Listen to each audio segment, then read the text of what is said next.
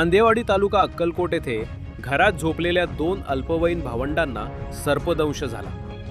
यात एका भावाचा उपचारादरम्यान सोमवारी पहाटे शासकीय रुग्णालयात मृत्यू झाला, तर दुसऱ्या भावावर उपचार सुरू आहेत। मयत सिद्धार्थ खाजप्पा सोनकांबळे वय 13 हा आंधेवाडी, तर जखमी भाऊ नागननाथ खाजप्पा सोनकांबळे वय 14 आहे।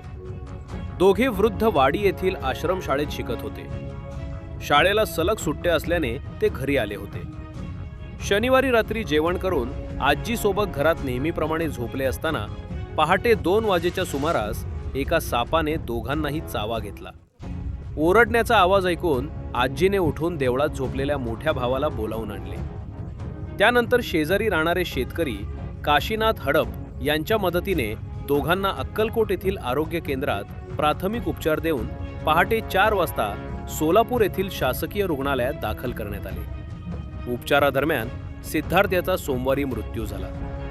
दुसऱ्या भावावर उपचार सुरू आहेत। मयत सिद्धार्थ यांच्या पश्चात आजी, 2 भाऊ आणि वडील असा परिवार आहे।